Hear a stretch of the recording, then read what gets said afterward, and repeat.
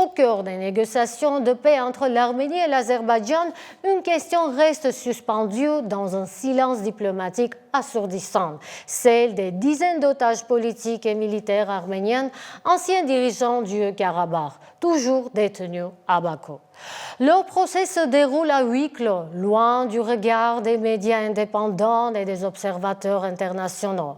Face à ce qui s'apparente en déni de justice, la société civile et des juristes tentent de briser le mur de l'indifférence.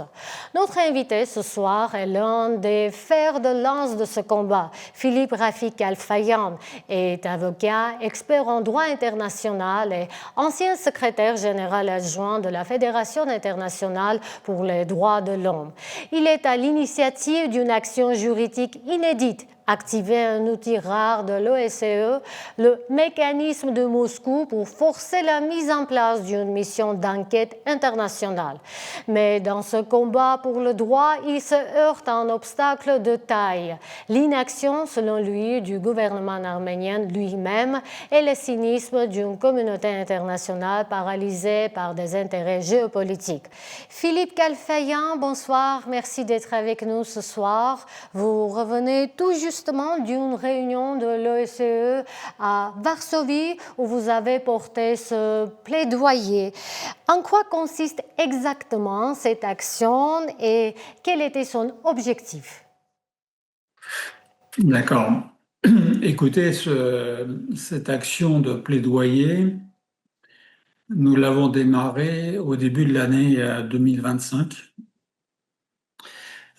Parce que justement, nous avons recherché un mécanisme qui permettrait à une organisation intergouvernementale de pouvoir faire du monitoring, donc de la surveillance, de l'observation des procès des prisonniers arméniens en Azerbaïdjan. Aujourd'hui, il n'y a pas, comme vous le savez, d'observateurs de ces procès.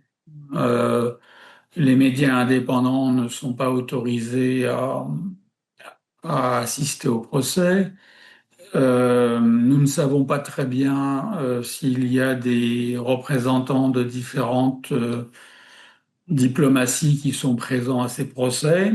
A priori non, même si récemment, les États-Unis, dans une réponse, donc dans une lettre qui a été envoyée à l'ANC aux États-Unis,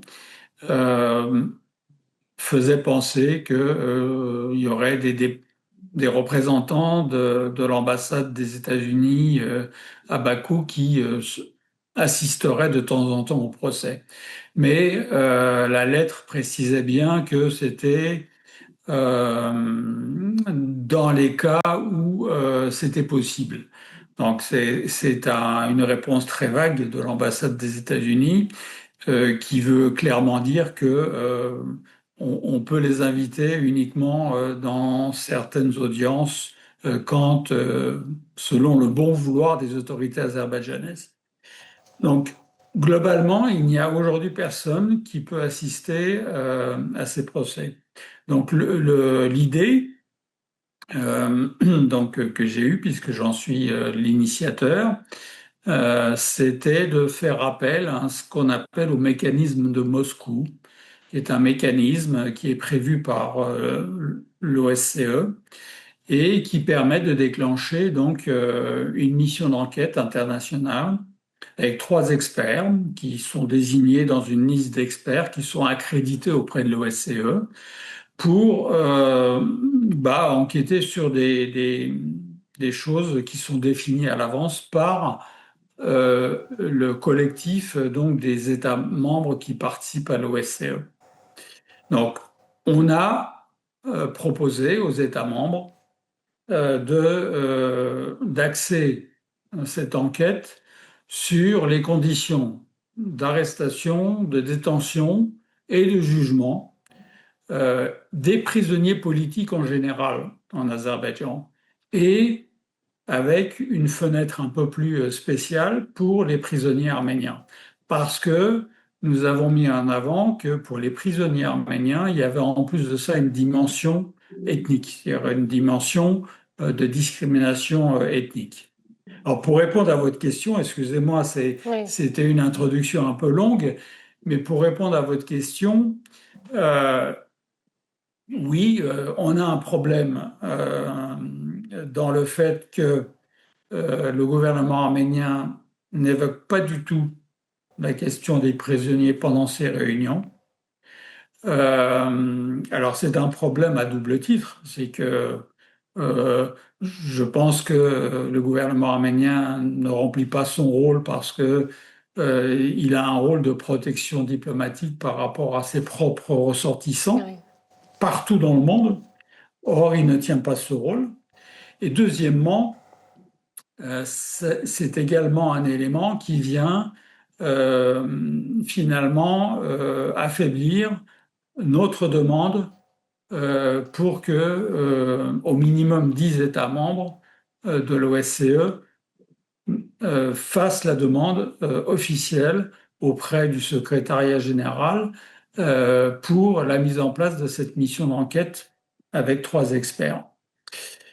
Mais donc, malgré ces handicaps, notre présence, nos interventions orales, nos entretiens avec les représentations diplomatiques, donc au niveau bilatéral, c'est une manière de montrer que nous sommes présents, que ce problème doit être effectivement traité par l'OSCE. Donc en fait, on rappelle euh, à l'OSCE et à tous ses membres leurs obligations en la matière. Parce que l'OSCE, c'est pas au départ une organisation diplomatique et uniquement ça.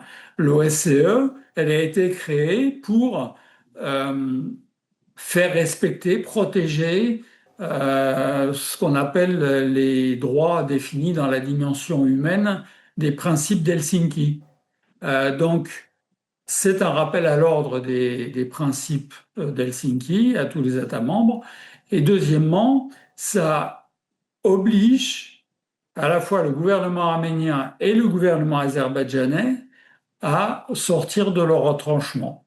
Parce que on aboutit à une situation quand même assez paradoxale, c'est que c'est la société civile qui rappelle à l'ordre tous ces gouvernements, y compris le gouvernement azerbaïdjanais et arménien.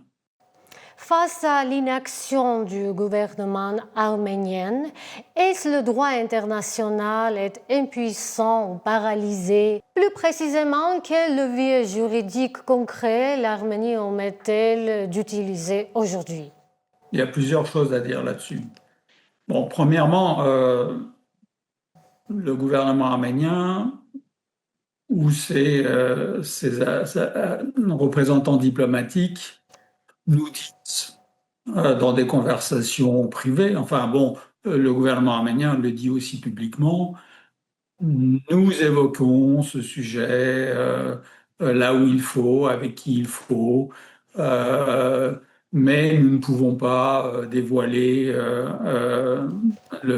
ce que nous faisons dans ce domaine-là. Bon, sur le terrain, nous voyons bien que le travail n'est pas fait. Euh, Quand nous avons des entretiens avec les ambassadeurs donc des pays participants à l'OSCE, nous sentons bien qu'il n'y a aucune demande qui est faite par les diplomates arméniens.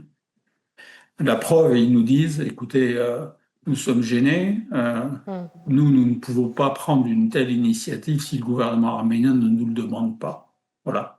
Donc ça, en tout cas, au niveau des instances internationales comme l'OSCE ou les Nations Unies, il n'y a pas de demandes qui sont faites. Le deuxième aspect, c'est que il ne faut pas attendre de miracles du droit, ni de ce genre d'organisation. Euh, parce que c'est laissé finalement au bon vouloir de l'Azerbaïdjan. L'Azerbaïdjan les détient, même s'il y a des arrêts de la Cour européenne des droits de l'homme qui les condamnent, s'ils n'ont pas envie de les libérer, ils ne les libéreront pas. Euh, c'est malheureusement l'état du droit international, c'est-à-dire qu'aujourd'hui, quelle que soit la juridiction qui condamne l'Azerbaïdjan à faire ça ou ça, pour les prisonniers, pour Karabakh ou pour autre chose, tant que cet État ne veut pas le faire, personne malheureusement n'a le pouvoir judiciaire de les obliger à le faire. Parce que le droit international est ainsi fait, c'est que aujourd'hui il n'y a aucun dispositif dans le droit international qui peut contraindre l'Azerbaïdjan à remplir ses obligations et à exécuter des décisions de justice. Le seul organe suffisamment puissant au niveau du droit international, c'est le Conseil de sécurité des Nations Unies. C'est le seul qui est capable de prendre des sanctions réelles contre un État pour donc exécuter des résolutions de l'Assemblée générale des Nations Unies ou ses propres résolutions. Voilà, donc on n'en est pas là. Oui, mais qu'est-ce qu'il faut faire pour que les Nations Unies agissent? Ben, il faut que le Conseil de sécurité soit saisi. Et le Conseil de sécurité il peut être saisi que de deux manières. Soit l'Assemblée générale, donc, a une majorité sur ce sujet Mhm. qui demande au Conseil de sécurité de se saisir de la question des otages arméniens. Soit c'est le Conseil de sécurité qui est saisi par un des États membres du Conseil. Vous savez, dans le Conseil de sécurité, il y a 15 membres, Oui. dont 5 permanents. Donc les 5 permanents, c'est États-Unis, Russie, Chine, France et Grande-Bretagne. Ils ont un droit de veto en plus. Donc euh, aujourd'hui, les conditions ne sont pas remplies parce que à l'Assemblée générale, d'abord l'Arménie ne peut pas obtenir de majorité. Euh, Et puis de toute façon, elle n'a pas l'intention de faire une quelconque demande, donc encore moins auprès du Conseil de sécurité.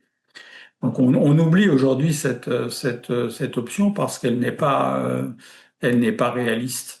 La France se positionne comme un pays ami de l'Arménie. Alors, pourrait-elle, de sa propre initiative, porter la question des prisonniers détenus à Bakou devant le Conseil de sécurité des Nations Unies? Elle ne le fera pas si Pourquoi? l'Arménie, elle ne le fera pas si l'Arménie n'y consent pas. Ah. Voilà. De même que la France n'est pas prête à invoquer le mécanisme de Moscou auprès des autres États membres de l'OSCE parce que l'Arménie ne lui a pas demandé. Hmm. Hmm. Vous savez, c'est très facile pour tous ces grands États de trouver une excuse à leur inaction. Euh, Aujourd'hui, ils sont dans une posture de passivité, d'inaction. Et c'est facile. L'Arménie leur offre sur un plateau un prétexte pour ne pas agir. Voilà. Donc, tous ces États-là nous disent, si l'Arménie ne nous le demande pas, nous n'avons aucun intérêt à le faire.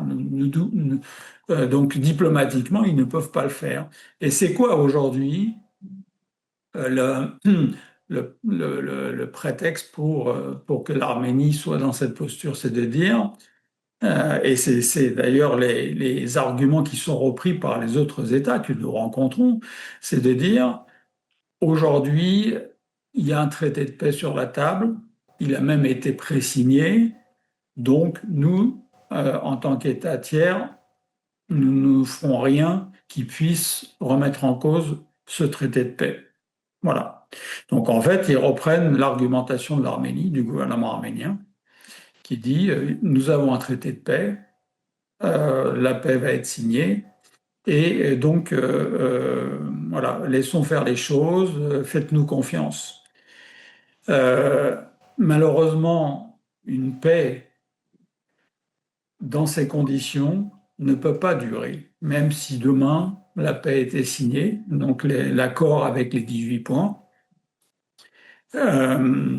Premièrement, ça ne peut pas être une paix qui garantisse une paix durable, parce que les conditions ne sont pas réunies, hein.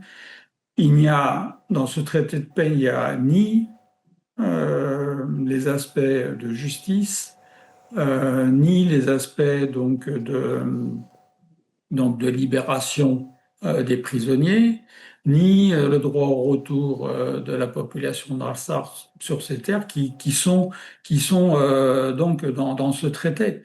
Au contraire, les 18 points du traité de paix ont imposé à l'Arménie de retirer, une fois que le traité sera signé, de retirer ses plaintes auprès de la Cour européenne et de la Cour internationale de justice. Vous imaginez les ordonnances de la Cour internationale de justice dans l'affaire Arménie contre Azerbaïdjan, donc sur le fondement de la Convention internationale pour l'élimination de toutes les formes de discrimination raciale, c'est la seule victoire que l'Arménie a obtenue, la seule sur le plan donc juridico-diplomatique. Et l'Arménie donc a sacrifié cette victoire au nom d'une paix totalement hypothétique. Voilà. Donc nous en sommes là.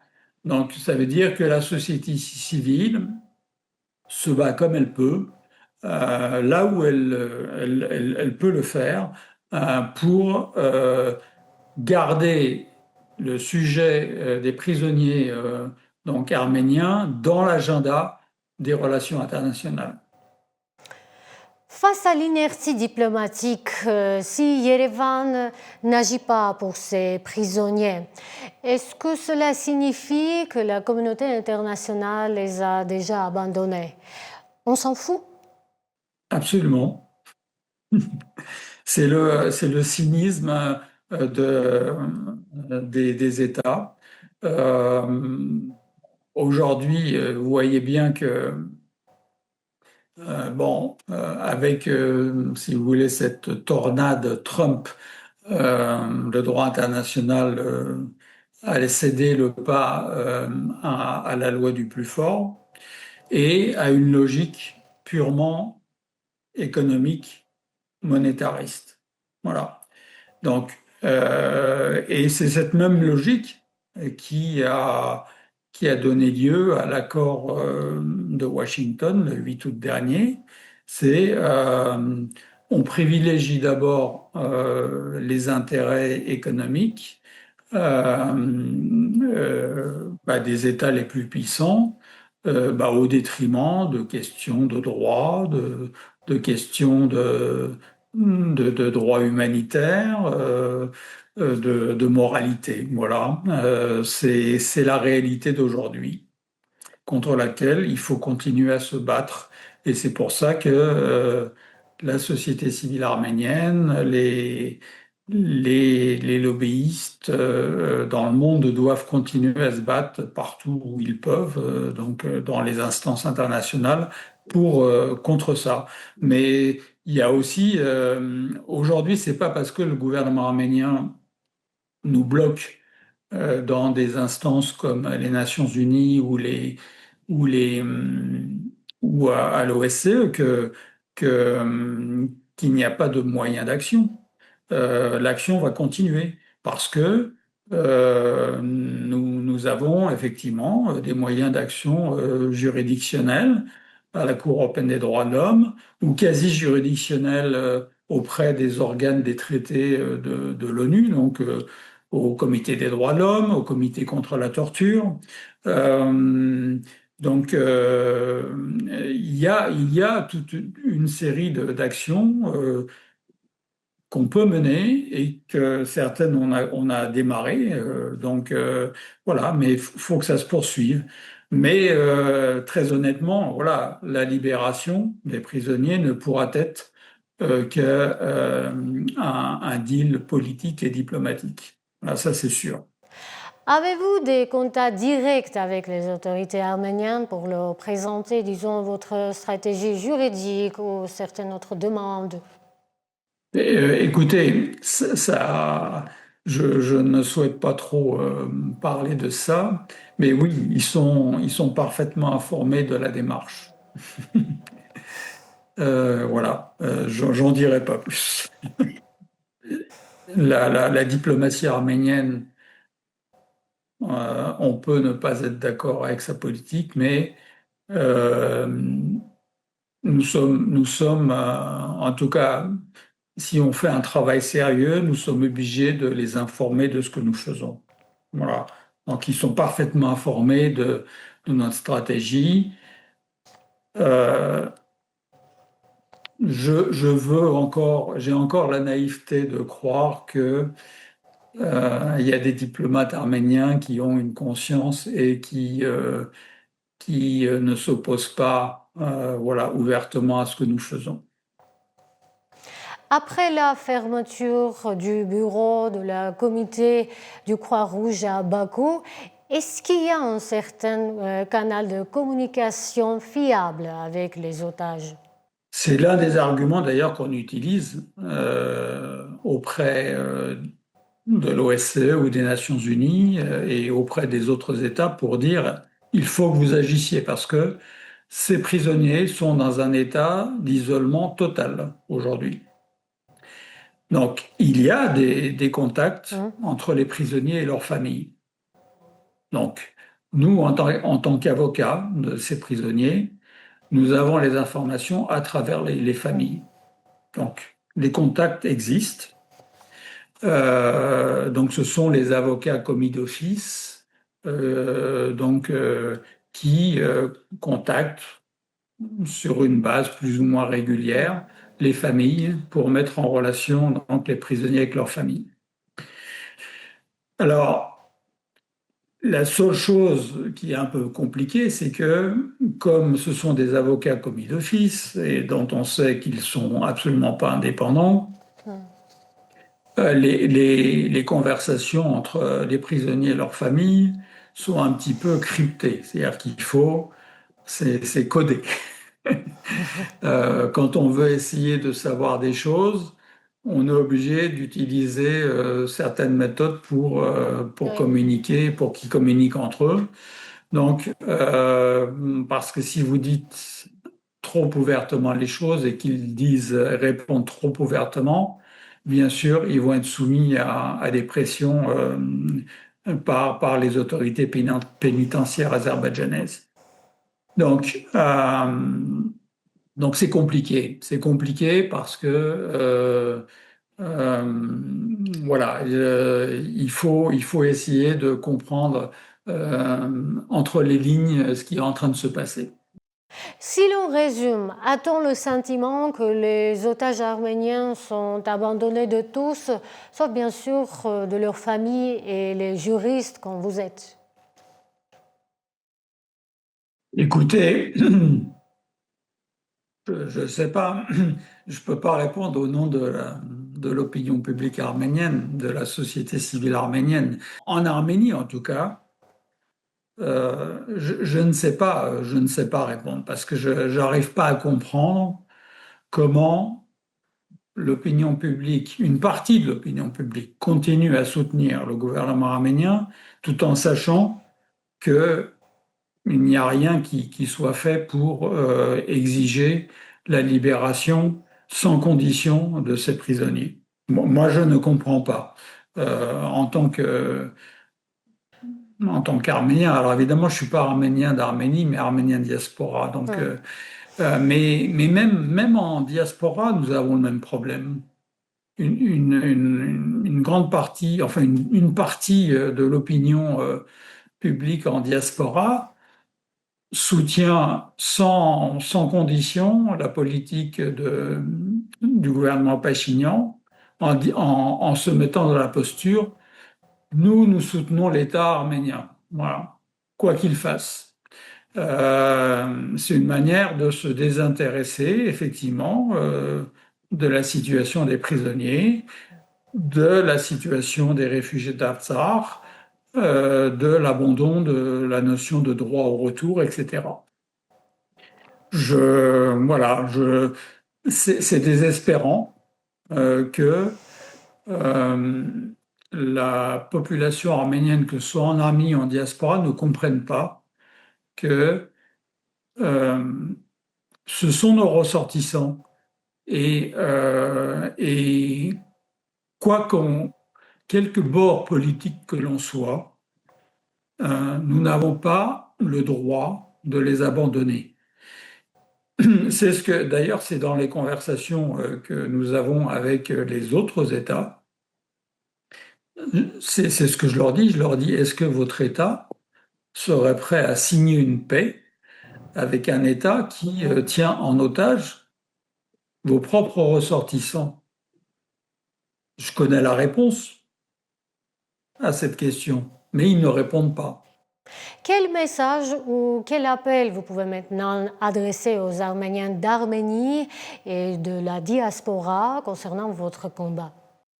Écoutez, je pense que voilà, il faut que la population d'Arménie, dans son ensemble, comprenne plusieurs choses. C'est que on ne peut pas accepter un traité de paix dans ces conditions. C'est-à-dire qu'il faut exiger du gouvernement arménien qu'il obtienne la libération inconditionnelle des prisonniers qui sont à Bakou avant de signer le traité de paix. Voilà. C'est uniquement ça mon message. Et il faut vraiment que la population en Arménie se mobilise. Là, c'est pas une question de xénophobie anti-Karabarsi. C'est pas une question de dire oui, mais les anciens dirigeants nous ont fait ci, nous ont fait ça. C'est une question de dignité en tant qu'Arménien. Oui. Une question de dignité. Parce que demain, ce qui arrive aujourd'hui aux anciens dirigeants du Karabakh peut très bien arriver à des citoyens d'Arménie sur le territoire arménien. Merci beaucoup pour cette interview accordée à Real Fun Media. Je vous en prie, c'est avec plaisir. Nous recevions Rafi Philippe Kalfayan,